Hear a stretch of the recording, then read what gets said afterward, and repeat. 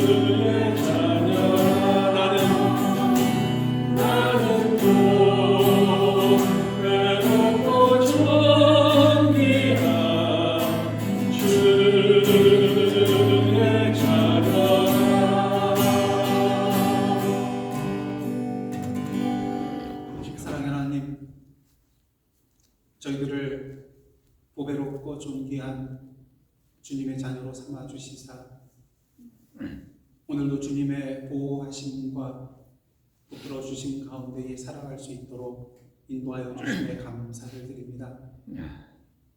그리고 오늘도 주님 앞에 나왔습니다. 오늘도 주님의 말씀 가운데 주님의 음성을 듣게 하시고 그 세미한 주님의 음성 앞에 참된 깨달음을 얻고 무릎 꿇는 결단의 시간 될 수 있도록 은혜 내려 주시옵소서. 예수님의 이름으로 기도드리옵나이다. 아멘. 할렐루야. 네, 한 주 동안 평안하셨습니까? 옆에 분들과 인사 나누시기 바랍니다. 네, 평안하셨습니까? 네. 아직도 저희들 마스크를 쓰고 있지만 이제 얼마 안 있으면 하나님께서 이 마스크를 완전히 벗고 정말 평안하고 또한 참된 자유로운 가운데 마음껏 입술을 열어서 주님을 찬양하고 또 서로 대면에 부둥켜 안고 인사 나눌 그런 날이 오게 하실 줄 믿습니다. 그날을 기대하면서 기도하면서 기다리는 저 여러분의 삶 되시기를 원합니다. 오늘 이 시간 저희들에게 주신 하나님의 말씀은 사무엘하서 5장 17절로부터 25절까지의 말씀을 보도록 하겠습니다. 사무엘하서 5장 17절로부터 27절까지의 말씀입니다. 저 여러분 한 절씩 교독한 후에 마지막 절을 함께 합독하도록 하겠습니다. 제가 먼저 17절 공독하겠습니다. 이스라엘이 다윗에게 기름을 부어 이스라엘 왕으로 삼았다 함을 블레셋 사람들이 듣고 블레셋 사람들이 다윗을 찾으러 다 올라오매 다윗이 듣고 요새로 나가니라. 블레셋 사람들이 이미 이르러 르바임 골짜기에 가득한지라. 다윗이 여호와께 여쭈어 이르되 내가 블레셋 사람에게로 올라가리이까 여호와께서 그들을 내 손에 넘기시겠나이까 하니 여호와께서 다윗에게 말씀하시되 올라가라. 내가 반드시 블레셋 사람을 내 손에 넘기리라 하신지라. 다윗이 바알브라심에 이르러 거기서 그들을 치고 다윗이 말하되 여호와께서 불을 흩은같이 내 앞에서 내 대적을 흩으셨다 하므로 그곳 이름을 바알브라심이라 부르니라. 거기서 블레셋 사람들이 그들의 우상을 버렸으므로 다윗과 그의 부하들이 치우니라. 블레셋 사람들이 다시 올라와서 르바임 골짜기에 가득한지라. 다윗이 여호와께 여쭈니 이르시되 올라가지 말고 그들 뒤로 돌아서 뽕나무 숲을 맞은편에서 그들을 기습하되 뽕나무 꼭대기에서 걸음 걷는 소리가 들리거든 곧 공격하라. 그때 여호와가 너보다 앞서 나아가서 블레셋 군대를 치리라 하시니라. 함께 읽겠습니다. 이에 다윗이 여호와의 명령대로 행하여 블레셋 사람을 쳐서 게바에서 게셀까지 이르니라. 아멘. 이는 하나님의 말씀입니다. 전에 한번 말씀드린 적이 있는데 오래전에 제가 섬기던 교회에 주일 예배 때 LPGA 이제 투어를 올라가기 위해서 그 당시 이국격인 퓨처스 투어, 지금은 시메트라 투어라고 말하는데요. 퓨처스 투어를 뛰고 있는 여자 선수 2명이 와서 예배를 드렸습니다. 그 중에 한 명은요, 제가 한국에 있을 때 중고등부 맡았을 때 제자였거든요. 그래서 마침 이 일리노이 아마 윌맷에서 있었던 것 같아요. 그때 이제 퓨처스 투어 경기가 열려서 여기에 왔다가 주일이 되어서 같이 이제 참여하고 있던 한 선수 가족과 함께 두 가족이 저희 예배에 참여를 한 적이 있었습니다. 그래서 예배를 끝나고 이제 함께 식사하고 또 얘기를 나누고 또 축복 기도를 해드렸는데요. 제 제자와 함께 온 그 다른 여자 선수의 아버지께서 저에게 모자를 한 8개, 10개 정도를 선물로 주셨는데 그 위에 뭐라고 써있냐면요. ASK. 이 세 글자가 적혀 있더라고요. 그래서 이게 무슨 뜻이냐, 왜 이 글자를 새겼냐 여쭤봤더니 그 아버지 설명을 들어보니까 어느 성경 구절을 인용한 것일까요? 마태복음 7장 7절. 구하라 그리하면 너에게 주실 것이요, 찾으라 그리하면 찾아낼 것이요, 문을 두드리라 그리하면 너에게 열릴 것이니. 여기에서 영어 성경을 보시면 구하라가 뭡니까? ask. 그다음 찾으라는 seek. 그 다음에 두드리라 knock. 그럼 이 앞글자를 따면 뭐가 돼요? ASK, 에스크가 되는 거고. 사실 구하라 찾으라 두드리라 이건 다 똑같은 뜻이죠. 구하라는 뜻이죠. 그래서 주님 앞에 기도하는 마음으로 하나님께서 응답해 주실 것을 믿고 나아간다는 의미로서 이러한 모자를 만들었다는 것입니다. 그렇습니다. 우리가 살아가면서 항상 잊지 말아야 될 것 중에 하나가 바로 이 에스크, 구하는 것이 아닌가 생각을 해보게 됩니다. 항상 하나님께 묻고 구하는 그런 삶을 살아야 한다는 것이죠. 왜요? 우리 인생의 정답은 누구에게 있습니까? 우리 자신의 손에 있는 것이 아니라 바로 전지전능하신 능력의 지혜의 하나님께 있기 때문인 것이죠. 사실 우리보다 우리를 더 잘 아시는 분이 누구세요? 우리를 만드신, 우리에게 생명을 주신 여호와 하나님이시잖아요. 우리의 지혜와는 비교할 수도 없는 그 높은 지혜, 측량할 수 없는 그 지혜를 가지고 계신 분이, 참된 지혜를 가지고 계신 분이 바로 우리 여호와 하나님이시잖아요. 여러분 시험 볼 때 내 손에 무엇이 있으면 가장 마음이 든든하겠습니까? 당연하죠. 답이 뭡니까? 답안지가 있으면 마음이 든든하죠. 어떤 문제가 와도 정답을 맞출 수가 있잖아요. 일단 처음 가는 여행지에서 누가 옆에 있으면 마음이 든든하겠습니까? 거기서 수십 년 동안 가이드를 하면서 잔뼈가 굵은 사람이 그 옆에 있으면 어딜 가든지 마음이 든든합니다. 나는 몰라도 그 사람은 너무나도 잘 알고 있거든요. 문제는 무엇입니까? 우리 인생에 있어서 우리 인생의 문제에, 모든 문제에 정답지 되어주시고 우리 인생의 모든 길에 가이드 해주시는 여호와 하나님께서 우리 옆에, 우리 곁에 계심에도 불구하고 뭐 하지 않을 때가 많다는 거예요?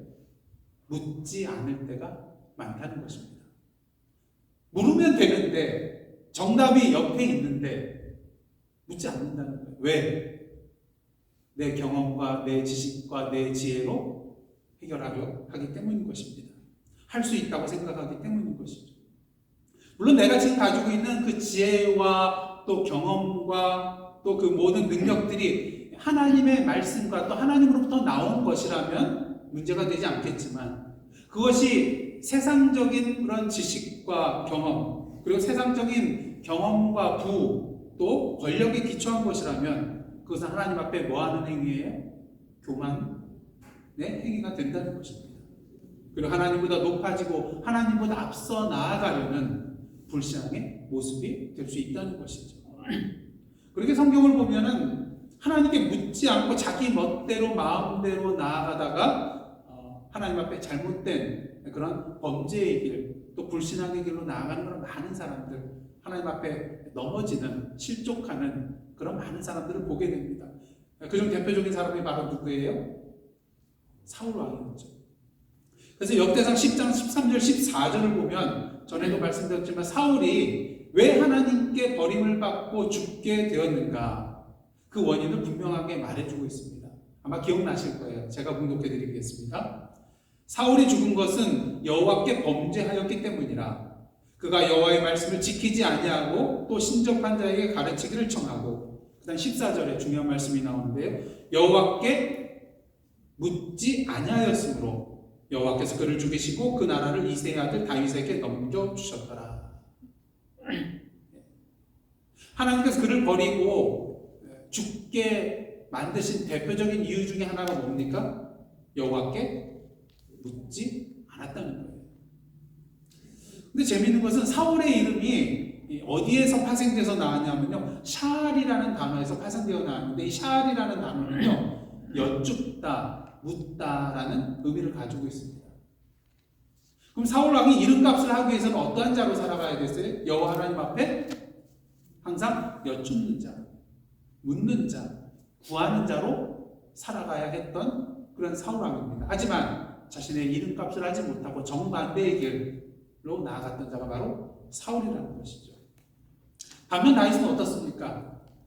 사도행전 13장을 보시면 다윗에 대하여 하나님의 마음에, 옛날 개혁성경 보면은 합한 자, 또 개혁개정을 보면 맞는 자라고 표현을 하고 있는 것을 보게 됩니다. 그도 그럴 것이 다윗은 어떤 사람이었습니까? 사무엘상 22장을 보시면 여러분들 기억나시죠? 도망자의 신분으로 그일라 사람들, 동포가 지금 블레셋 사람들에게 약탈당하고 있다는 소식을 들었을 때 어떻게 합니까? 도망자 신분에 그들을 어떻게 도와줄 수 있겠어요? 그럼에도 불구하고 하나님께 나아가 묻고 제가 블레셋 사람을 치리까? 그러자 하나님께서 뭐라고 말씀하십니까? 그일라를 쳐 구원하라. 그래서 그 말씀대로 가서 그일라 사람들을 구원해내는 것을 보게 되죠. 또한 사무엘상 30장을 보시면 다윗과 추종자들이 블레셋 땅 시글락에 머물 때에 어쩔 수 없이 아기스 왕과 함께 북이스라엘과 싸우는 그런 전쟁터에 참전하게 되잖아요. 그 사이에 시글락 땅이 비었어요. 그래서 평소에 다윗이 아말렉 상들을 약탈해가지고 빼앗아 왔기 때문에 아말렉 사람들이 호시탐탐 기회를 노리고 있다가 이 동네가 비었잖아요. 그래서 가서 불사르고 또 약탈을 하고 모든 그 다윗과 추종자들의 가족들, 아내들을 다 포로로 붙잡아가게 됩니다. 그리고 소유물들 다 약탈해가죠. 자, 이제 시글락 땅에 온 다윗과 군사들 어떻습니까? 대성통곡할 그런 노릇이죠. 이제는 다 끝났다 생각되겠죠. 그 가운데 다윗이 어떻게 합니까? 여호와께 묻습니다. 이 군대를 추격하면 따라잡겠나이까? 그러자 여호와께서 뭐라고 말씀하세요? 그들을 쫓아가면 반드시 따라잡고 다윗이 구하지 않은 내용 도로 찾으리라. 그리고 다윗이 이 말씀대로 그들을 쫓아가서 여호와 하나님의 말씀대로 모든 것을 다시 되찾아오는 것을 보게 됩니다. 사무엘상 2장을 보시면요, 1장 마지막 전 1장에 보시면 길보아 전투의 내용이 나오잖아요. 그래서 사울왕과 요나단이 길보아 전투에서 다 전사하게 됩니다. 그래서 이 소식을 2장에 가시면 이제 1장 마지막에 가면 다윗이 알게 되죠. 그리고 2장 첫 부분에 가면은 이에 대해서 다윗이 어떻게 합니까? 그 소식을 들은 이후에 여호와 하나님께 나아가서 묻습니다. 내가 유다 한 성읍으로 올라가리까? 그러자 하나님께서 올라가라. 그러자 다윗이 재차 또 묻죠. 어디로 올라가리까? 그러자 하나님께서 헤브론으로 갈지니라. 그러자 다윗이 하나님의 말씀대로 헤브론으로 가서 거기에서 유다 족속의 왕이 되는 것을 우리가 보게 됩니다. 이런 예를 통해서 우리는 다윗이 어떤 사람이라는 걸 알 수가 있어요. 항상 여호와 하나님께 나아가 여쭙고 묻는 자였다는 것입니다. 여러분, 부모로서 어떤 자녀가 마음에 드시나요? 제멋대로 자기가 다 안다고 자기 멋대로 막 돌아다니면서 말썽 피우고 문제 일으키는 자녀가 마음에 드시나요? 아니면 언제 어디서나 항상 부모님께 나와서 묻고 여쭙고 부모님의 그런 지혜, 그런 말씀대로 이렇게 순종하면서 나아가는 그런 자녀가 마음에 드시나요? 당연히 두 번째죠. 항상 부모님께 나와 묻고 여쭙고 그 지혜를 얻어가지고 살아가는 그런 자녀가 더 마음에 드실 것입니다. 그러게 다윗은 여호와 하나님의 마음에 맞는 자였어요. 그리고 그 결과는 무엇입니까? 지난주 본문 마지막 절인 10절, 사무엘하 5장 10절 말씀을 보시면요, 만군의 여호와 하나님께서 함께 계시니 다윗이 점점 강성하여 가니라. 하나님께 항상 묻고 여쭙고 구하고 또 그 말씀대로 살아가는 그 하나님의 마음에 합한 사람, 마음에 맞는 사람의 결과는 만군의 여호와 하나님께서 항상 함께하여 주셔서 계속해서 강성해져 간다는 거예요. 그리고 사무엘서 기자는요, 11절부터 25절 말씀, 오늘 본문이 포함된 25절까지를 통해서 다윗이 점점 강성해지고 있다는 것을 몇 가지 신뢰를 통해서 우리에게 보여주고 있습니다.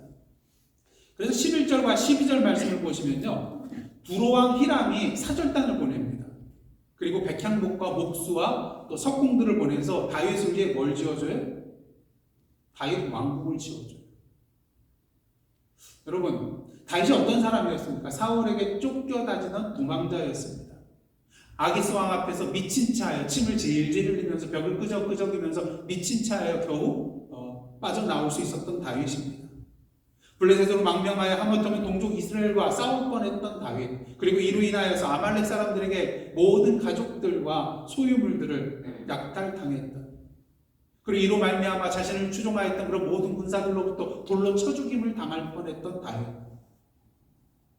이러한 다윗을 세상에서 누가 거들떠 보기나 하겠습니까? 물론 나중에 유다 족속의 왕이 되기는 하였지만 그 작은 땅에 왕이 된 것을 세상에서 누가 알아주겠습니까? 누가 알아주겠어요? 근데 이런 다윗이 하나님의 은혜로 말미암아 이제 유다와 북이스라엘의 통일 왕국의 왕위에 오르게 되었습니다. 그러자 어떤 일이 일어납니까? 이웃 나라에서 다윗을 다시 보게 돼요. 그 다윗이 아니네. 그 나라가 아니네. 다시 보게 됩니다. 그를 한 나라의 왕으로 인정하고요. 그러기에 두로왕이 사절단을 보내고 백향목과 목수와 석공들을 보내서 그의 왕궁을 선물로 지어준 것을 보게 됩니다. 동물의 왕은 누굽니까? 사자가 동물의 왕이라고 그러죠. 그런 면에 있어서 이 백향목은요, 수목의 왕이라고 불리울 정도로 아주 강하고 큰 나무입니다. 그래서 높이가 한 40여 미터에 이르고요. 또 그 지름은 한 3미터가 되는 웅장한 침엽수입니다.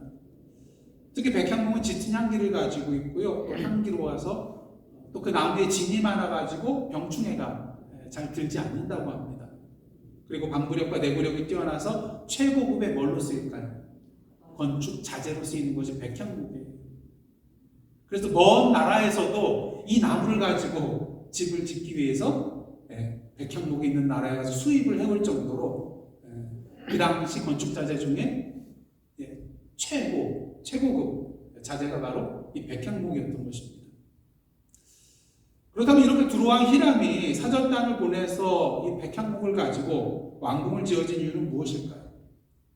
두로는 그 갈릴리 지역에서 약간 북서쪽에 그 지중해 연안, 그러니까 여러분들이 보실 때는 이쪽이 서쪽이겠죠. 갈릴리 호수에서 북서쪽에 지중해 연안에 있는 그런 도시, 국가예요. 근데 사실은 이 두로라는 것은요, 시돈의 영향을 받는 그런 도시였습니다. 그러던 가운데 기원전 10세기경에 히람 왕이 해상 무역을 통해서 세력을 점점 키워나갑니다. 그래서 두로를 강한 도시 국가로 만들게 됩니다. 그래서 당시 가나안 최고 물류 도시가 바로 두로였던 것이죠. 그런 가운데 가나안 땅에서 이제 누가 왕이 올랐습니까? 다윗이 통일 이스라엘의 왕이 올랐어요. 그래서 히람 왕은요, 시리아로 통하는 무역로를 확보하기 위해서는 어떻게 해야 되겠습니까? 이 다윗 왕과 뭘 맺어야 돼요? 화친을 맺어야 됐어요. 무역로를 확보하기 위해서. 그래서 사절단을 보내고 다윗의 왕궁을 지어주게 된 것입니다. 그렇습니다. 만군의 여호와 하나님께서 함께 하실 때에는 주위 사람이 우리를 먼저 알아보고 먼저 찾아오게 되는 것을 볼 수가 있습니다. 바라기는 다윗과 같이 여호와 하나님께서 함께 하시는 삶을 통하여서 세상 사람들이 먼저 우리를 알아보고 인정하고 찾아오는 저와 여러분의 복된 삶이 되시기를 주님의 이름으로 축복합니다. 근데 중요한 것은요, 이렇게 주변에서 우리를 알아보고 인정하고 찾아올 때 뭐 해서는 안 될까요? 목이 곧아져서는 안 된다는 것입니다. 그렇지, 내가 이렇게 잘났지, 그럼 내가 이렇게 능력이 있지, 권력이 있지, 힘이 있지, 능력이 있지, 지혜가 있지, 교만해져서는 안 된다는 것입니다. 다윗은 어떠했을까요? 이렇게 교만으로 나아가지 않았습니다. 11절, 12절 말씀 한번 보도록 하겠습니다. 오늘 본문은 아니지만 그 앞에 있는 11절, 12절 말씀 한번 다 함께 읽도록 하겠습니다. 시작. 두로왕 히람이 다윗에게 사절들과 백향목과 목수와 석수를 보내매 그들이 다윗을 위하여 집을 지으니 다윗이 어떻게 됩니까? 다윗이 여호와께서 자기를 세우사 이스라엘 왕으로 삼으신 것과 그의 백성 이스라엘을 위하여 그 나라를 높이신 것을 알았더라. 이 12절을 보시면 다윗이 두 가지를 알았어요. 첫 번째는요, 다윗은 여호와께서 자기를 세워서 이스라엘의 왕으로 삼으셨다는 것을 알았습니다. 누가 세웠어요? 여호와께서 세우셨다는 거예요. 다윗의 히람과 같은 그 강대국이 사절단을 보내고 선물로 이 왕국을 지어주게 된 것은 내 힘이 뛰어나서 내 능력이 커서가 아니라 여호와 하나님께서 나를 왕으로 세워주시고 도와주셨기 때문에 그 히람 왕이 사절단을 보내고 이렇게 왕궁을 지어주게 된 것이라는 것을 알았다는 것이죠. 그런 의미에서 그는 자신이 이스라엘의 왕이 된 것은 여호와 하나님께서 자신을 택하여 세워주신 은혜라는 것을 분명히 깨달았다는 의미인 것입니다. 그다음 둘째로 다윗은요, 여호와께서 그의 백성 이스라엘을 위하여 그 나라를 높이신 것을 알았습니다. 근데 여기서 우리가 분명히 해야 될 것은요, 12절 말씀 자세히 보시면 다윗이 여호와께서 자기를 세우사 이스라엘 왕으로 삼으신 것과 그 다음에 뭐가 나와요? 그의 백성 이스라엘을 위하여 그 나라를 높이신 것을 알았더라. 그렇다면 여기서 그의 백성 이스라엘하고 그 나라라고 말할 때 그는 누구일까요? 다윗일까요? 하나님일까요? 정확히는 우리가 알 수는 없습니다. 왜냐하면 3인칭 대명사거든요. 그러면 다윗을 가리킨다 해도 말이 되고 하나님을 가리킨다고 해도 말이 돼요. 하지만 역대기서 17장 거기를 보시면은 그 나단 선지자가 다윗에게 나와서 여호와께서 말씀하신 바를 다윗에게 알려주는 그런 내용이 나오는데 이 내용을 통해서 오늘 본문에 그가 누구인지 우리는 유추해 볼 수는 있습니다. 누가 한번 그 역대상 17장 14절 말씀 한번 찾아서 큰 소리로 공독해 주시면 고맙겠습니다. 역대상 17장 14절입니다. 내가 영원히 그를 내 집과 내 나라에 세우리니 그의 왕위가 영원히 견고하리라 하셨다. 예, 여기서 내가 할 때는 누구예요? 나는? 예, 하나님이 말씀하시는 거예요. 영원히 그를 할 때 그는 누굽니까? 다윗. 그럼 여기서 내 집과 내 나라에 세우겠다고 했는데 여기서 내 집과 내 나라는 하나님의 집과 하나님의 나라예요. 하나님도 다윗을 하나님의 집과 하나님의 나라에 세우시겠다는 말씀인 것입니다. 그래서 이를 통해서 우리는 오늘 보면 12절에 나오는 그의 백성 이스라엘과 그 나라에서 그는 누구를 가리킨다고 할 수가 있을까요? 다윗이 아니라 여호와 하나님, 하나님의 백성, 하나님의 나라를 말하는 것이라고 할 수 있다는 것입니다. 그렇습니다. 이스라엘은 다윗의 백성이 아니라 하나님의 백성이에요. 이스라엘은 다윗의 나라가 아니라 하나님의 나라라는 것을 우리는 분명히 알 수 있다는 것이죠. 다윗은 분명히 알았습니다. 통일 이스라엘 왕국의 왕은 궁극적으로 내가 아니라 나를 왕으로 세우신 왕의 왕 되신 여호와 하나님이시라는 것입니다. 그러게 자신의 할 일은 자신의 백성과 자신의 나라가 아닌 하나님의 백성과 하나님의 나라를 위하여 섬기는 것이라는 것을 또한 알았다는 것입니다. 사랑하는 성도 여러분, 하나님께서 여러분을 높여주셨나요? 결코 교만의 길로 나아가지 마시기를 원합니다. 그리고 그 일을 하신 분이 누구신지를, 그리고 자신이 누구인지를 분명히 아시고 오늘도 그 자리에서 하나님께서 맡겨주신 일을 위하여 최선을 다하여 섬기는 오늘의 다윗의 삶을 살아가는 저와 여러분이 되시기를 원합니다. 그럴 때 하나님께서 더욱더 능력으로 역사하여 주시고 함께하여 주시고 더욱더 강성케 해 주실 것입니다. 이처럼 다윗은요, 자신을 이스라엘의 왕으로 삼으신 분이 여호와 하나님이시고 당신의 백성 이스라엘 위하여 그 나라를 높이신 분도 여호와 하나님이신 줄 알았습니다. 그러니 이러한 다윗이 왕으로서 해야 할 일은 무엇일까? 앞으로 이스라엘 백성들을 하나님의 백성인 이스라엘, 하나님의 나라인 이스라엘을 다스리는 데 있어서 가장 먼저 해야 될 것 중에 하나가 무엇일까? 그것은 무엇보다도 자신의 생각과 판단, 이 모든 것들을 내려놓고 궁극적인 왕 대신 여호와 하나님께 나아가 여쭙는 것, 묻는 것, 구하는 것이 되어야 했던 것입니다.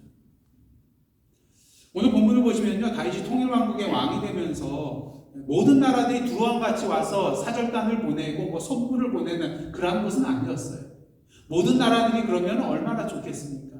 하지만 오늘 본문을 보시면은 블레셋은 어떻게 합니까? 다윗이 온 이스라엘의 왕위에 올랐다, 기름 부었다, 금을 받았다는 그런 소식을 듣고 군사들을 소집하여 어디로 올라옵니까? 르바임 골짜기로 올라옵니다. 그 골짜기를 가득 메울 정도로 수많은 그런 군사들을 이끌고 올라옵니다. 전에 다윗이 유다족 속의 왕일 때는 왜 이렇게 안 했을까요? 똑같은 다윗인데 그동안의 블레셋 사람들은 다윗이 유다족 속의 왕일 때는 가만히 있다가 온 이스라엘의 왕으로 기름 부었다는 소식을 듣고 이렇게 왜 올라왔을까? 그 이유는 당연합니다. 다윗 왕이 유다 족속의 왕이었을 때 누구랑 싸웠어요? 북이스라엘과 전쟁을 벌였습니다. 자, 블레셋 입장에서는 뭡니까? 손가락 까닥 안 하고 자기들끼리 싸우는데 얼마나 좋아요. 우리는 피 안 흘리고 자기들끼리 싸우면은 북이스라엘이나 남유다 모두 세력이 약해질 것 뻔한데 너무나도 좋잖아요. 그러니 그냥 그대로 내버려 둔 것입니다. 하지만 이제 통일 이스라엘의 왕이 올랐으니 그냥 내버려 두면 안 되죠. 자기들보다 더 강해지고 세력이 커지면 안 되잖아요. 그래서 다윗이 왕 위에 올랐다는 소식을 듣고 이렇게 급작스럽게 올라오게 된 것입니다. 이처럼 블레셋이 다시를 치기 위하여서 이렇게 르바임 골짜기에 올라오자 다윗이 어떻게 합니까? 여호와 하나님께 나아가 묻게 됩니다. 오늘 보면 19절 말씀 한번 보도록 하겠습니다. 19절 말씀 한번 다 함께 읽겠습니다. 시작. 다윗이 여호와께 여쭈어 이르되 내가 블레셋 사람에게로 올라가리이까 여호와께서 그들을 내 손에 넘기시겠나이까 하니 여호와께서 다윗에게 말씀하시되 올라가라 내가 반드시 블레셋 사람을 내 손에 넘기리라 하신지라. 내가 반드시 블레셋 사람을 내 손에 넘기리라. 누가요? 내가. 여호와 하나님께서 그렇게 하시겠다는 겁니다. 그래 다윗이 하나님의 말씀대로 올라가서 블레셋 사람들을 치고 말합니다. 20절 하반절인데요. 이렇게 말을 합니다. 여호와께서 물을 흩음같이 내 앞에서 대적을 흩으셨다. 물을 흩음같이 흩으셨다는 거예요. 그래서 그곳 이름을 바알 브라심이라고 그렇게 칭하게 된 것입니다. 그렇다면 여호와 하나님께서 어느 정도로 블레셋 사람들을 치셨기에 다윗이 이러한 말을 한 것일까요? 21절 보시겠습니다. 거기서 블레셋 사람들이 그들의 뭘 버렸어요? 우상, 그들의 신을 버렸으므로 다윗과 그와 그 아들이 치우니라. 역대기서를 보면요, 다윗과 그의 군사들이 이 우상들을 다 불살라 버렸다고 그렇게 기록되어 있는 것을 보게 됩니다. 예, 블레셋 사람들이 자신들이 섬기는, 믿고 섬기는 그 신상을 버리고 도망갈 정도로 다윗과 그의 군사들이 큰 승리를 거뒀다는 것이죠. 고대 근동지방 사람들에게 있어서의 전쟁은요, 단순히 나라 대 나라의 싸움만이 아니었습니다. 동시에 누구와 누구의 싸움이었을까요? 그들이 섬기는, 믿고 섬기는 신들 사이의 전쟁이기도 했던 것입니다. 왜냐하면 그들은 그런 마음이 있었거든요. 우리가 믿고 섬기는 자신들의 수호신이 우리보다 앞서 나가서 전쟁에 임하여 우리를 승리케 해주실 거라고 그렇게 믿었기 때문이에요. 그러다 보니까 전쟁에서 패하게 되면은 보통 우리나라 전쟁 영화를 보면 어떻습니까? 하여튼 장군격 되는 사람들 먼저 신변을 확보하고 또 먼저 도망가게 하잖아요. 지위가 높은 사람이 잡히면 안 되니까요. 옛날에도 왕이 잡히면 지는 거잖아요. 그러니까 어떻게 해서든지 전쟁에는 전투에서는 저도 왕의 신변을 확보하고 도망하는 게 중요했습니다. 근데 고대 근동지방의 전쟁에서는요, 이 왕뿐만 아니라 뭣도 잘 챙겨야 돼요? 그들의 수호신상. 그들의 수호신상도 잘 확보해서 왕과 함께 도망해야만이 이것은 제대로 도망한 것이 되는 것입니다. 그런 의미에서 당시 사람들에게 있어서 완전한 승리는요, 적의 왕을 죽이는 것뿐만 아니라 상대방의 뭘 확보하는 거예요? 뭘 탈취하는 거예요? 상대방의 신상, 수호신상. 그런 의미에서 블레셋은 정말로 대패를 당했던 거예요. 이렇게 대패를 당한 블레셋, 이제 한동안은 다시 오지 않겠다고 생각할 수 있을 거예요. 그런데 웬걸요? 다시 다시 정비해가지고 또다시 르바임 골짜기에 진을 치고 가득 메우는 것을 보게 됩니다. 어떤 마음으로 올라왔을까요? 우리가 한 번 지지 두 번 다시 지지 않는다. 뭐 이러한 마음도 있었겠지만 아까 뭘 두고 갔어요? 자신들의 신상을 버려두고 갔죠. 그러니까 아마 또 신상을 찾기 위해서라도 이렇게 또 올라왔는지도 모르겠습니다. 자, 여러분이 다윗이라면 이러한 상황 속에서 어떻게 하겠습니까? 조금 전에도 블레셋 사람들이 르바임 골짜기에 진을 쳤을 때 하나님께서 올라가라, 그렇게 해서 올라가서 쳐서 승리했어요. 근데 또다시 블레셋 사람들이 르바임 골짜기에 진을 치고 있습니다. 이거는 뭐 물어보나 마나죠. 또 올라가서 우리가 치자. 그래서 치면 되는 거 아니겠습니까? 하지만 다윗은 그렇게 하지 않았습니다. 또다시 여호와 앞에 나아가 묻게 되죠. 23절과 24절 말씀 보시겠습니다. 23절과 24절 다 함께 읽겠습니다. 시작. 다윗이 여호와께 여쭈니 이르시되 올라가지 말고 그들 뒤로 돌아서 뽕나무 숲을 맞은편에서 그들을 기습하되 뽕나무 꼭대기에서 걸음 걷는 소리가 들리거든 곧 공격하라. 그때 여호와가 너보다 앞서 나아가서 블레셋 군대를 치리라 하신지라. 예, 다윗이 묻기를 정말 잘했어요. 안 물었으면 어떻게 될 걸까요? 아마 블레셋에게 대패를 당했을 것입니다. 블레셋이 그때 맞서 왔을 때 아마 좀 방심한 그런 마음도 있었을 거예요. 자신들에게 상대가 안 된다고 생각했을 것이 분명합니다. 하지만 이제는 마음가짐이 달라졌을 거예요. 아마 죽기 살기로 싸우겠노라 마음 먹고 나왔을 것입니다.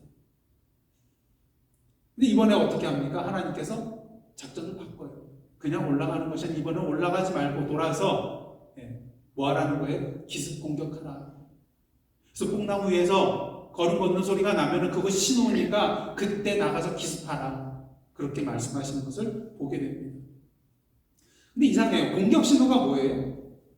뭐 하나님께서 갑자기 불을 내리신 거나 뭐 이런 게 아니라 그들이 숨어있는 뽕나무 나무 꼭대기에서 걸음 걷는 소리가 들리면 그때 공격하라는 거예요. 이 걸음 걷는 소리, 이게 도대체 무엇을 의미하는 것일까? 여러 가지 견해가 있습니다. 하나님께서 강한 바람을 일으켜서 뽕나무 나무 가지를 마구 흔들게 만들어서 그 마찰음 소리로 인하여서 뭐 걸음 걷는 소리 비슷하게 내게 하신 것일 것이다. 이러한 견해도 있고요. 또 어떤 학자들은 실제로 하나님께서 걸음 걷는 소리를 내게 해주셔서 이스라엘 백성들로 듣게 하셨다. 뭐 이러한 견해도 있습니다. 뭐 무엇이 맞는지 우리는 결코 알 수가 없습니다. 하지만 중요한 것은요. 이 걷는 소리는 공격하라는 신호인 동시에 뭘 의미하냐면요.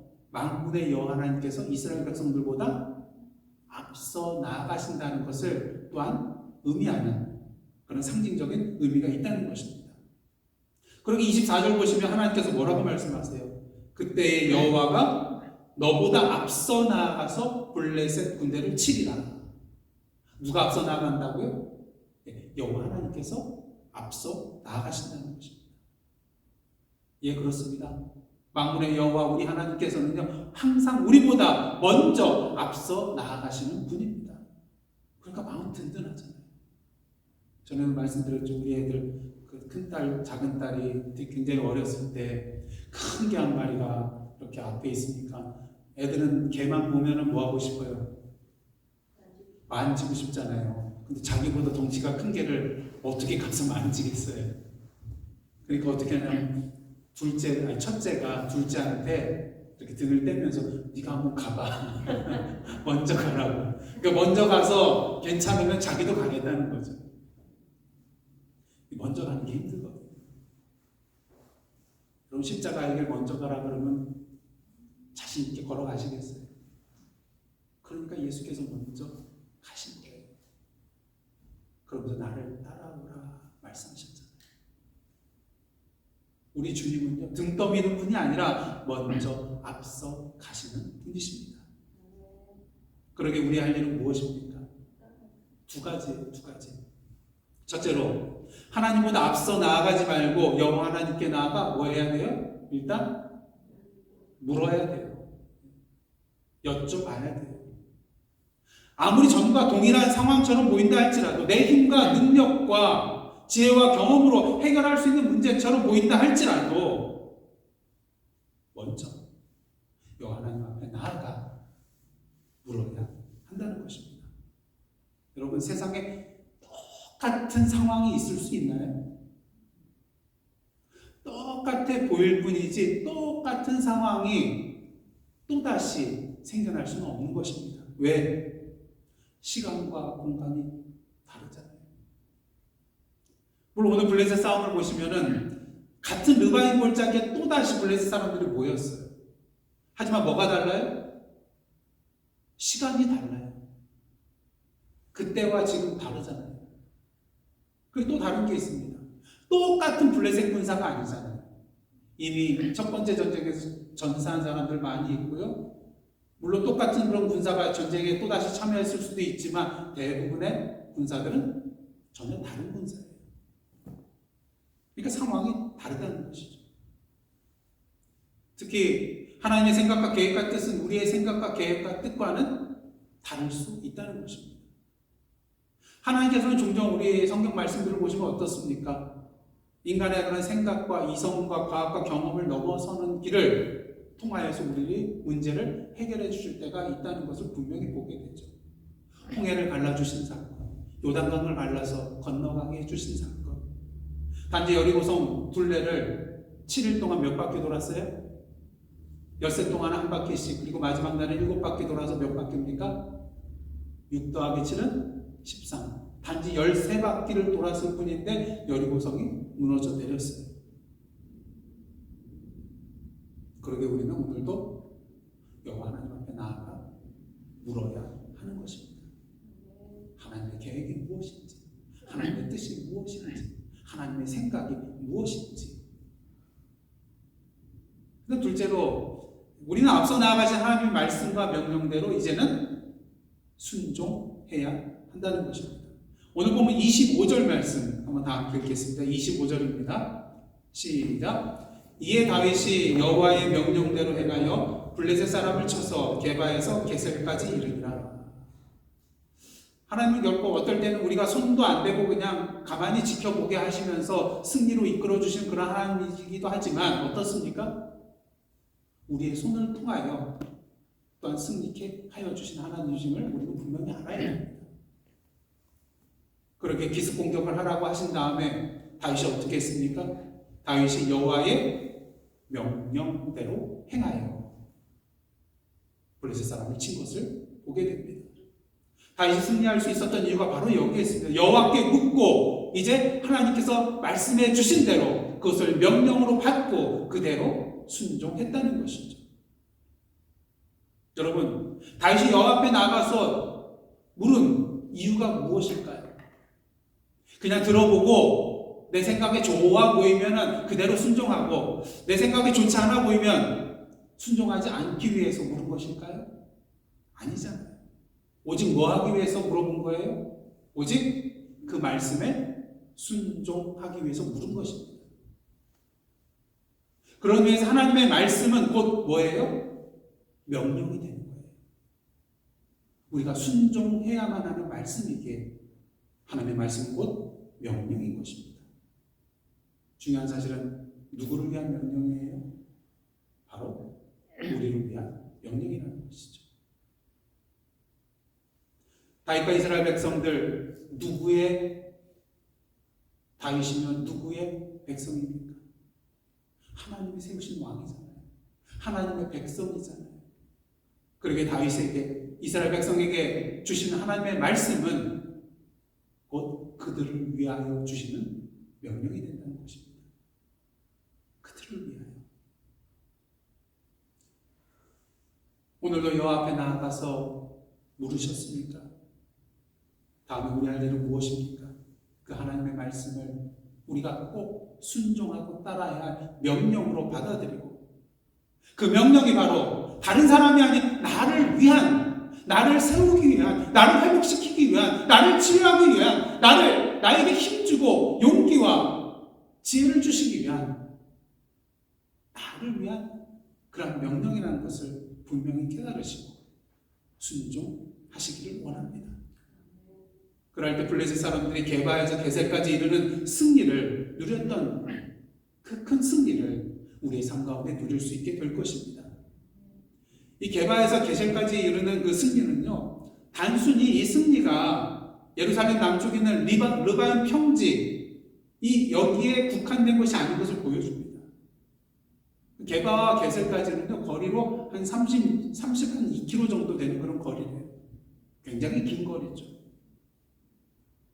이는 무엇을 보여주냐면요, 사울이 블레셋과의 그런 길보아 전투에서 패배 이후에 블레셋 사람들이 이스라엘 땅을 여러 곳 점령하고 있었거든요. 그런데 이 빼앗겼던 이스라엘 영토를 이제 이 전쟁을 통하여서 다시 되찾게 되었다는 것입니다. 다시 말해서 블레셋에 대한 완전한 승리요, 이스라엘 영토를 다시 완전히 회복하는 승리로서 10절 말씀과 같이 만군의 여호와 하나님께서 함께 계시니 다윗이 점점 강성하여 간 사실을 분명하게 보여주는 그러한 내용이라고 할 수 있다는 것입니다. 사랑하는 성도 여러분, 다윗과 같이 만군의 여호와 하나님께서 함께 해주심으로 말미암아 계속해서 강성해지는 그런 삶을 살기를 원하십니까? 그렇다면 오늘도 여호와 하나님 앞에 나아가 뭐 해야 됩니까? 물어야 됩니다. 여쭤봐야 됩니다. 간구해야 합니다. 그리고 우리보다 앞서 나아가신 그 여호와 하나님의 말씀과 명령에 대하여 믿음으로 순종해야 합니다. 그럴 때 여호와께서 대적을 물을 흩은같이 흩으시는 바알브라심의 역사가, 또 게바에서 게셀까지 대적을 치시는 그 승리의 역사를 우리의 삶의 현장에서 분명하게 목도하고 경험하고 체험하고 누리실 수 있게 되실 것입니다. 오늘의 다윗이 되어서 그 은혜를 함께 누리시는 저와 여러분의 삶, 그리고 주님의 몸된 예사랑 선교교회 되기를 주님의 이름으로 축원합니다. 기도하시겠습니다. 하나님, 오늘도 여호와 하나님 앞에 나아가 여쭙고 그 말씀과 명령에 순종함으로 우리보다 앞서가시는 그 하나님 여호와 하나님의 능력의 역사를 오늘도 체험하고 누리는 저희들의 승리의 삶, 복된 삶 되게 하여 주시옵소서. 예수님의 이름으로 기도드리옵나이다. 아멘.